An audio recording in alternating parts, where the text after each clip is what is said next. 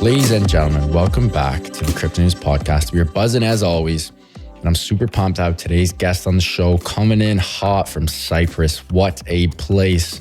Feels like there's sun there 365 days of the year. Sun City, population U. I absolutely love that. Got to get over there again. Now time for the intro. Today we have Mitya Argunov on the show, the Chief Product Officer for P2P.org, the technical expert in Ethereum and blockchain development. Mitya has extensive experience from holding leadership roles in finance and tech industries. He's also an expert when it comes to building. He joined P2P.org as Senior Product Manager, where he manages staking and infrastructure products across multiple blockchain ecosystems. He's based in Cyprus and is very passionate about providing users with the best platform to stake their assets, and is also a bit of a Lance Armstrong. This lad loves to cycle. Probably has tree trunks on him too. Super pumped to have you on, Mitya. Welcome to the show, my friend. Yeah, likewise. Thanks for having me. That's a pretty flattering description. Yeah, good to go. Thanks. I had to throw some fun stuff in there as well there. Before the show, you and I were talking a little bit about Cyprus and a little bit about cycling. Cyprus has got to be one of the coolest places on the planet. That's sort of, medieval feel to it. The brick everywhere. Seems like it's sunny nonstop. I mean, I don't even know if you guys get rain there, but like, talk to me about living in Cyprus. How sweet is that? Oh, yeah. Well, I guess I should start with the weather. It's definitely very nice, very sunny. It's almost impossible to get any rain in summer.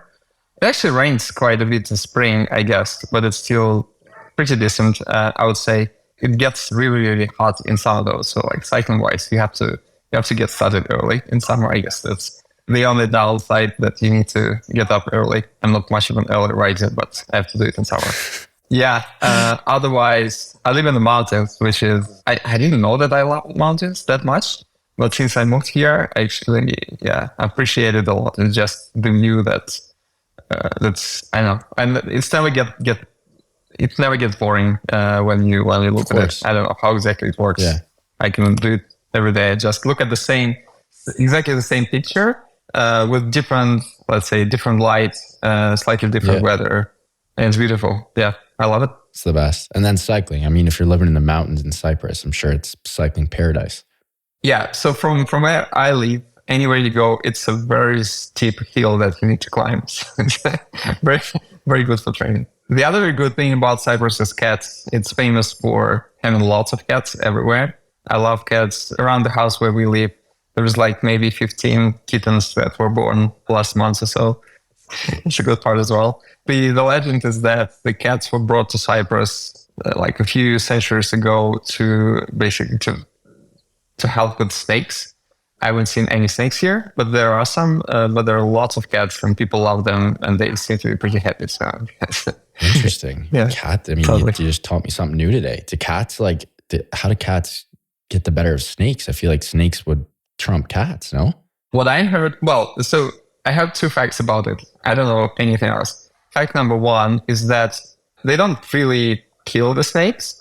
It was probably difficult, but they kind of do them enough damage so that the snakes keep themselves away from the houses where people live. So people tend to have cats around them, and cats do not like snakes that much. So that kind of helps people to deal with the snakes as well. And secondly, like cats' reaction time is, I think, twice as good as snakes. I don't know exact numbers, but that could be maybe like 10 milliseconds for a cat and 20 milliseconds for a snake. And it's enough for the cats to actually win in a fight more often than not. So yeah, for us humans, I guess the fight between a snake and a cat would be just a mess. We wouldn't even notice anything happening. But on their level of abstraction, I guess like 10 milliseconds and 20 milliseconds is a big difference. So maybe everything that I say is a complete nonsense. I'm not a biologist, but this is what I heard. I love that. It's true. You aren't a biologist, but you are a technical expert in crypto, Ethereum, blockchain development. And that is what we will get into right away. Yeah. I'd love if you could walk me through sort of your, not career per se, but just why you left Web 2, jumped into Web 3, and then a caveat and follow-up to that. Tell me what you and the team do at P2P.org and and what you guys are currently working on. Yeah, sure. So it's my career before Web3 was a lot of different things. So I was a software developer for a while. I was a consultant focused on operations improvement and data analysis for a while. Then I worked in advertising industry, working on the RTB infrastructure. So it's real-time bidding, a lot of fun. I guess to some extent, so I spent like maybe 6 years there building various products.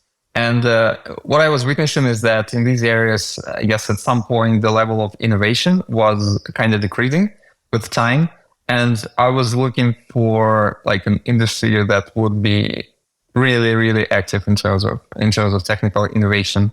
And crypto definitely was on top of the list. So that was primarily what drove me to crypto. The other aspect is, I think, it's just generally good for humanity, to be honest. Giving people more control of their assets is definitely a good thing. I guess this is what, for me, this is a source of motivation. Anytime that I've challenging periods at work, this is what kind of keeps me going, really. So yeah, I never regretted going to crypto. I think it's totally awesome. Thing I read is that I didn't switch to crypto much earlier. So yeah, anyway, guess yeah.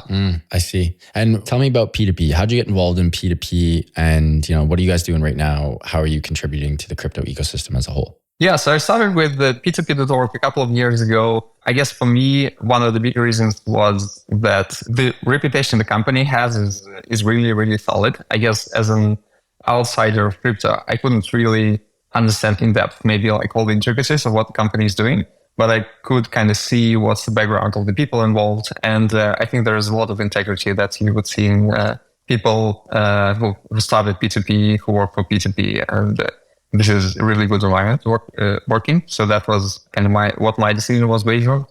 So P2P is an institutional focused staking provider. Our primary business is providing a staking service for maybe like individual investors, family fund managers, hedge funds, VC funds, and any platforms that build into staking to their services. So this is basically like our primary customer base. But let's not also forget the foundation teams that we work with, because essentially when you think about our business, it's kind of two-sided.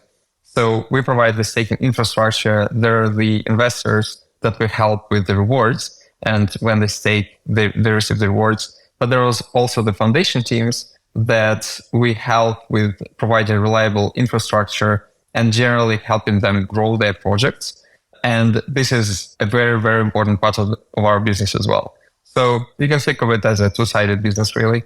So this year, in terms of staking, obviously, like Ethereum is in the focus because of all the successful upgrades that happened recently, and because of the opportunity that we as an ecosystem have and still have to, I guess, unpack in terms of Ethereum staking, and also, like, let's say, the broader Ethereum ecosystem as well. So yeah, that's pretty much where we are. So you guys are doing a whole lot. It's like, what are you not doing? Like, it's crazy. How do you and the team decide where to focus your efforts and assets and bandwidth? Because again, you guys are like, you're not just working on one singular issue. You're working on a bunch of different shit here. How do you guys divide and conquer and choose what to go after? Yeah, that's a great question. I think, well, first of all, let's start with the fact that we're also part of a, let's say, group of companies. So we often see kind of the opportunities that are really cool. Maybe they are not necessarily in the focus for the staking business, but we still want to pursue them. And then they essentially, there would be team focus on that then would become a separate company.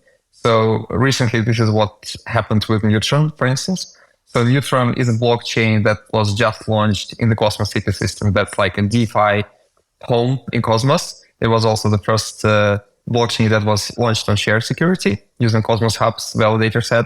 This is pretty cool, not necessarily a focus for our business, so we spun it off as a separate company. But in terms of staking business, this is a decision that we always have to make. So there are a few ecosystems that we work on. We are validator in Ethereum, Polkadot, Solana, Cosmos, and you kind of need to focus somewhere. I think until maybe late last year, we pretty much wanted to make sure that we do not miss out on any important opportunities. So I would say that we were prioritizing width to some extent, and we were making sure that we cover all the bases. And in terms of the corporate development as well, we made sure that we scale in a way so that every ecosystem has like a group of people that would be really, really focused on that. So we have like a group of Solana specialists, for instance, and we have a group of like Polkadot specialists. So we were scaling a company in a way so that every blockchain has a lot of attention from the people that are really focused on that. I think that worked really well. And then when we were analyzing, okay, like we have the bear market situation now, how does that change? We said, okay, like that's probably the time when we kind of know what are the bigger ecosystems that are probable winners. And we need to like make our bets now. And obviously like there is some attention that is focusing on Ethereum. So now we are prioritizing depth over width, let's say, because the width is really good. Touche. And now we have to go deeper into some of these ecosystems. So yeah, that's pretty much how we think about it. I think that, yeah, it's kind of almost the same across the other validators. But what we did in terms of this like team development, that really, really helps us now because we kind of have this expertise in the teams. I love that. Man, you guys are doing a lot. Couple, just for the listeners here, heck, even for myself, I could use a little refresher on this, but 2 terms that you keep bringing up that might be a little difficult to understand. One is validators, being a validator, and second is direct staking. Let's start with staking. What is the difference between staking and direct staking? Okay, so I guess staking is just a broader term that can cover multiple different use cases. So staking can be product provided by a centralized exchange, for instance. So when we say direct staking, we're kind of trying to stress the fact that it is a virtual staking that happens in a totally non-custodial way, that happens without issuing like a liquid token, because there is also a concept of liquid staking. So that's basically when the client controls the tokens, when the staking happens in a non-custodial way, and when there is, let's say, a direct interaction between the client and the staking provider. And it has to be a non-custodial staking provider. So that's basically what we mean by that. And I guess trying to uncover this, let's say, now continuum of different staking options. So that's, I guess, the most native way of staking, because it's pretty much what the blockchain projects provide by design. And therefore, it is the most secure, it's the most predictable in a sense. But then it also requires some level of sophistication, well, from the staking provider, but also it requires some understanding mainly from the staker to know what they're dealing with to an extent. And then when you think about the other staking services that are essentially built on top of that, in a sense, they all kind of simplify that, introducing some new trade-offs. So they can also be liquid staking. So okay, that's kind of similar. You stake your tokens, but you're not only receiving the rewards, you also receive the liquid token that you can then use in lending protocol, for instance. So that's great. Potentially you have higher yield in total, but there is also some additional complexity introduced by the smart contract, or like liquid staking smart contract. So this is an example of the trade-off that you are facing essentially as a user. So I can go direct. That's very straightforward. I just stake my token. I receive rewards. This is pretty much it. Now I could use liquid staking token that potentially leads to high yield. It potentially brings some risk with it as well. Right. And I think it's totally normal. Like we see a lot of people that also choose like to essentially do a little bit of both. And that's because like sometimes you have to diversify your portfolio. They come with different balance of risk and rewards. And we are on the side of being like the most secure provider that would be a good fit for the, let's say, more of the conservative investors that want to hold tokens for a very long time, that want to be like independent of any things that could happen in the smart contracts and so on. Gotcha. So interesting. Could you give me a quick, before we get into more validator stuff, can you just give me a quick sort of overview and description of what a validator is? Yeah, sure. So a validator is an entity in a blockchain that is essentially responsible for producing and validating the blocks. it really depends, like how exactly it happens. It depends on the design of a protocol. But like typically all the proof of stake protocols would have this role. And then there is like an economics aspect of this role, obviously. So validators bring value to the ecosystem because they essentially secure the protocol. And in return, validators receive some part of the rewards that they help to generate through staking. And in terms of the like different relationship that exists in this area, let's say there's a role of the validator, there's a role of the staker as well. The staker would be the person that has the tokens.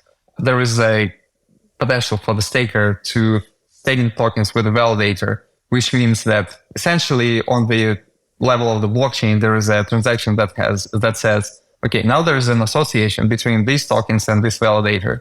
So now, if the validator performs its duty really well, the staker will receive the rewards. And essentially, like the better the behavior of the validator, to some extent, the better are the rewards. But then there is also the concept of slashing, which means that if the validator is doing something malicious, maybe subconsciously, in the ecosystem, then there could be some kind of a penalty. So typically that would be like percentage of the tokens that are penalized in the amount of stake. And that's applicable to the staker as well. If you're picking a validator, you probably want to pick the one that has a very low slashing probability.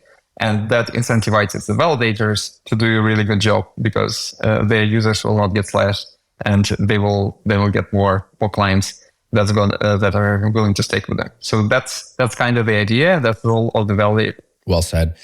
Mitya, we got to take a quick break and give a huge shout out to our sponsor of the show, Prime XBT. And when we get back, I'd love to get into how P2P secures its validators, an extremely interesting and important topic. Before then, huge shout out to Prime XBT, our sponsor of the show, longtime friends of cryptonews.com and longtime sponsor of the pod. We love these guys as they offer a robust trading system of both beginners and professional traders. For both beginners and professional traders, doesn't matter if you're a rookie or a vet, you can easily design and customize your layouts and widgets to best fit your trading style.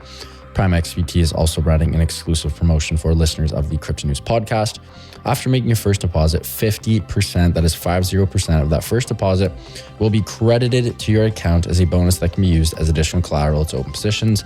The promo code is CryptoNews50. That's CryptoNews50 to take advantage of this offer and receive 50% of your deposit credited to your trading account. Now back to the show with Mitya.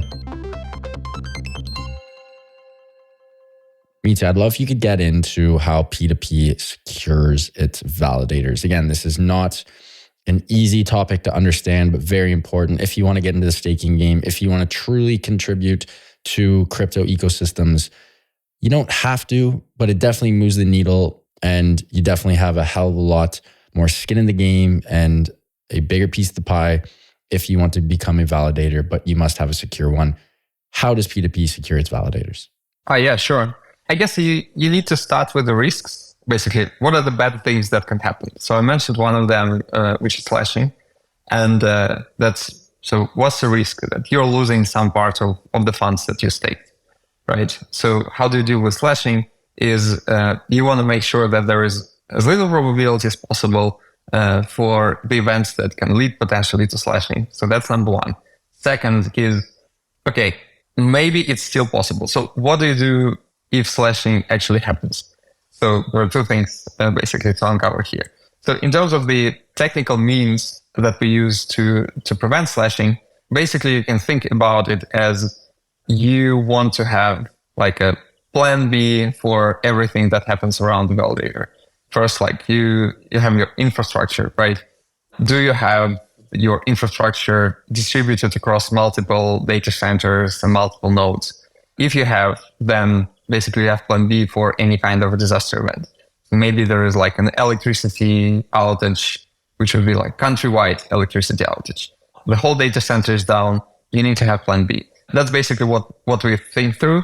All the disaster events that can happen, we have a way to either quickly redistribute data processing across the nodes, or we have simultaneously run multiple nodes all the time. Depends on the exact setup that we use for a particular network.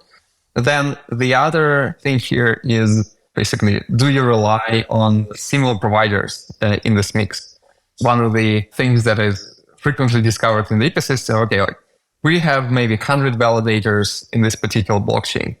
So that's a decent level of decentralization. What if 70 of them run on Google Cloud and Google Cloud has an issue, or maybe Google Cloud says like, we don't support crypto anymore? Then like all the perceived decentralization is not really important because you have a single point of failure that leads to like 70 validators out of 100 going offline. This is the other aspect of that. And what we're doing is we're working with multiple providers that work like in different regions and different backgrounds. And we also have our own bare metal setup. For this part, we have like zero dependency on any particular provider. So that's another aspect. And then, okay, so we did all of that. We have really, really good uptime. Flashing doesn't happen. We still have people who are on very conservative side and say, like, we know that it never happened with you, but we still want to have a plan for if it happens, right? I mean, if flashing happens. And this is where we work with the insurance companies that actually help us to figure out this plan B. We were looking into the space very attentively, let's say last year, and we were trying to understand like what are the options that actually exist in the market. And it's not obvious, right? Because crypto, like staking didn't exist, let's say a few years ago. It wasn't that big a few years ago. And insurance companies are, generally speaking, a kind of slow-moving industry, as far as I understand. So there are not too many companies that are eager to work in crypto, and they're not eager to support all the different assets. So that was quite a challenge, to be honest. So what we saw is that you can work with the traditional insurance companies to some extent, and they will cover, let's say, some of the basic scenarios. They cannot cover 100% of all the risk, let's say. So maybe not all the networks, maybe not all the lost assets. So then you need to maybe combine it with something else. So we're also working with crypto native insurance providers. So they are relatively new, and we kind of still have to see how this industry evolves over a few years. But they help us have the protection where the traditional insurance companies do not totally provide that. And the third component is that we have our own insurance fund. So we combined all these three to one product that actually provides 100% of flashing protection. That's kind of one risk that can happen. Then the other important one is key management. So, okay, like managing keys is obviously very important in crypto. We have the validators keys that, again, like depends on the particular network, but they control the validator to a very big extent. What do you do with that? Again, like you have to figure out it independently based on the design on the ecosystem. But I guess the common solution here is that you use some kind of threshold signer setup. When there is no one entity that holds the key, you redistribute the key across multiple different pieces of infrastructure, again, preferably in different data centers, that there is no one single point of failure here. So there is no one single person who would obtain the key. There is no one single data center that will go down so that you cannot operate your key anymore, and so on. So that's another important part of security.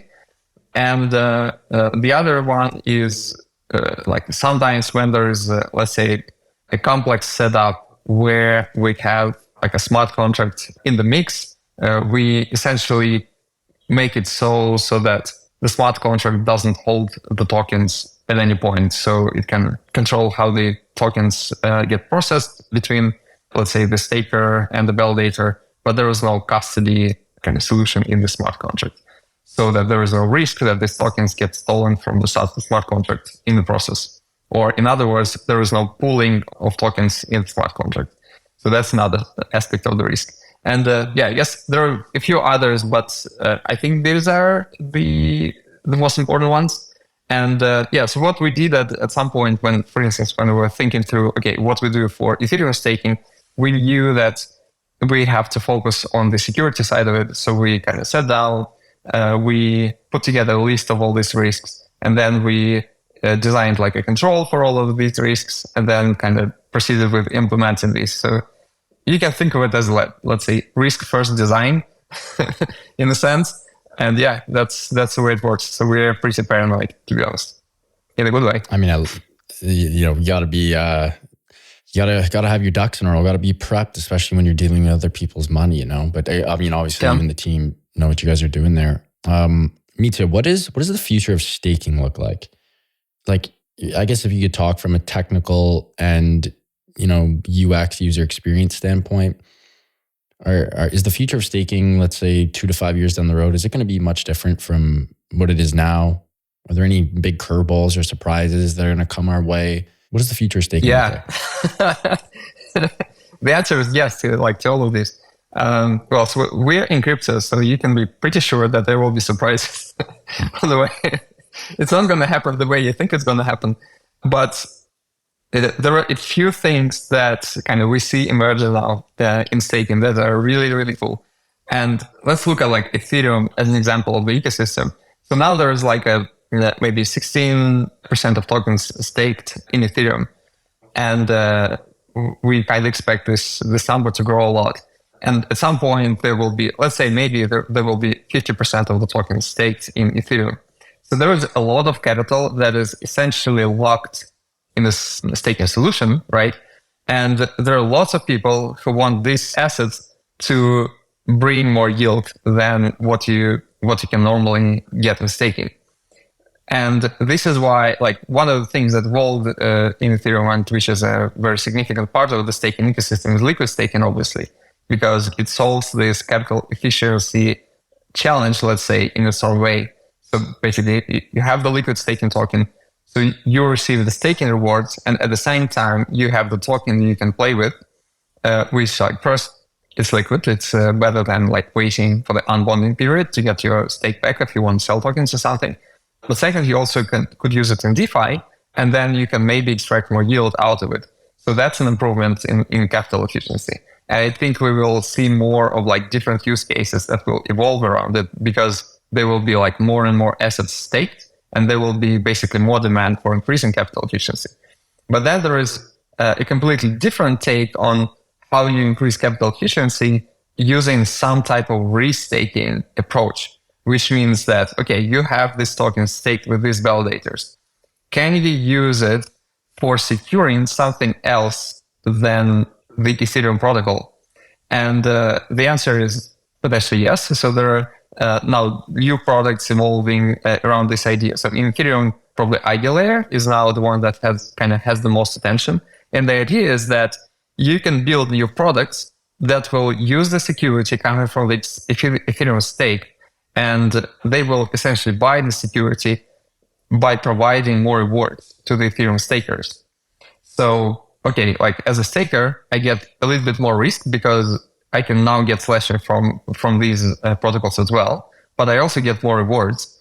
And I think this is potentially something that changes the staking ecosystem a lot, because now as a validator, I only have one choice. I support Ethereum staking, let's say native Ethereum staking part, but now there will be a whole ecosystem of the potential products that will be using the stake associated with my validator to secure themselves. So as a validator, I have a choice to pick some subset of this product that seem to be a good, let's say, risk to reward ratio. As a staker, I also have a choice to work with the validators that chose a subset of this product that get me more yield and less risk than the others. So it's a whole new dynamics that can occur here. And I don't know how big is it going to be, but potentially this is going to be really big. And if you think about it, there's also a part of these dynamics that maybe changes even overall amount of ETH that would make sense for you to stake, because potentially there's way more rewards coming from that. But that not only happens in Ethereum, because there are similar concepts that also emerge in the Cosmos ecosystem, for instance. And there are a few different types of restaking-like solutions that exist in the Cosmos ecosystem. So in the beginning of the podcast, I mentioned Neutron. So Neutron is the first blockchain that uses shared security, which means that now Cosmos Hub validators not only validate Cosmos Hub chain, but also the Neutron chain, and they get some rewards from Neutron for doing that. But they now have to essentially run two validators rather than one. And Neutron gets a lot of benefit from it because as a DeFi blockchain, Neutron needs a lot of security. And now it has a lot of security because it comes from the Cosmos Hub, which is like the biggest chain in the ecosystem. So that's a very cool use case. So now it makes it easier for the new blockchains to get started without their own validator set and with a really, really good security. But then there are other very cool concepts in this area. There is a concept of mesh security when there is no kind of security hub and different blockchains can work together with each other so that together they kind of create a net collectively provides that secures each other in a sense. That's a very cool concept as well because there are multiple potentially big blockchains in the Cosmos ecosystem. And if they can secure each other, then kind of collectively they win. I think this is on the end. Like you see, like this field is now evolving very, very quickly. Crazy. Yeah. The other cool concept that exists there's a project called Babylon Chain. And the idea of this project is that you could also use Bitcoin security to help secure some of the Cosmos chains. And roughly speaking, there is like a save game, button. You kind of press save game button in your blockchain, and you kind of save it using Bitcoin transaction in a sense, so that you have a backup every now and then that is secured by Bitcoin miners, and that would be very, very difficult to attack. This is not like necessarily staking related, but one of the things that it enables in staking is maybe now you can withdraw your assets from staking quicker, for instance.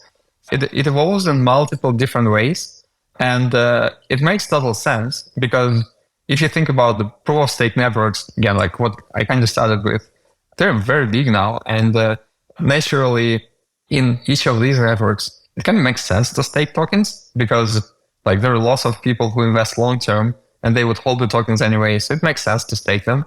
And now when you stake them, you think, okay, can I get more of it? Like, can I increase capital efficiency? And all these cool solutions, they essentially come out of this idea. Like, can I get more of my stake? And for sure you can get more because there are also people who are thinking about, okay, like I'm starting my project, doing in my own validator set. And like, I don't know, like Ethereum has a very good validator set, right? Cosmos has a very good validator set. Why would I kind of reinvent the whole thing? And yeah, here we are. So yeah, it's going to change. And I think it's very difficult to predict how exactly it's going to happen.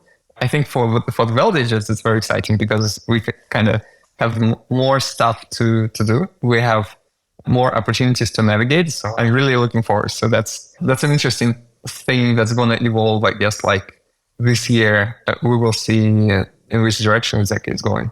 Mitya, you've been on a roll, man. I'm going to have to listen to this one again. You have definitely dove into some very complex topics, and I'm sure our listeners will absolutely love this. A truly treat of an episode. Thank you so much for coming on. You taught me so much about ETH direct staking, validators, direct staking as a whole, future staking, the crypto ecosystem. It's just been a treat. And I can't wait to have you on for round 2. But before then, can you please let our listeners know where they can find you and p2p.org online and on socials? Yeah, absolutely. So there's a website, p2p.org. Feel free to check out. And we're very active on Twitter. The Twitter's handle is P2P Validator, but I guess you can find it by p2p.org as well. We share a lot of good stuff there, including some interesting research. So yeah, please come and check it out. Amazing. And what about yourself? You got to plug yourself here. Oh yeah, and my Twitter handle is d_Argunov on Twitter. Come talk to me. I'd be happy to discuss more about staking. Amazing. Mitya, thank you so much, brother. Really appreciate it. Can't wait to have you on for round 2. Pumped and very proud of you and the team at P2P. You guys are moving and grooving and keep shipping stuff left, right, and center. We love to see that. But thanks again. Appreciate it. And can't wait for the next one. Yeah, absolutely. Thanks for having me. Folks, what an episode with Mitya Argunov from p2p.org. He is the chief product officer there and dropped a shit ton of knowledge on ETH, direct staking, validators, the future of staking, non-custodial staking services, you name it, he talked about it. We absolutely love to see it. Huge shout out to Mitya and the team for making this happen. To the listeners, if you guys enjoyed this one, I hope you did, please do subscribe. It would mean the world to my team and I. Speaking to the team, love you guys. Thank you so much for everything. Could not be here without you. You were all the goats. Eustace, my amazing sound editor. Appreciate you as always. You do incredible work. And back to the listeners, love you guys. Keep on growing those bags and keep on staying healthy, wealthy, and happy. Bye for now, and we'll talk soon.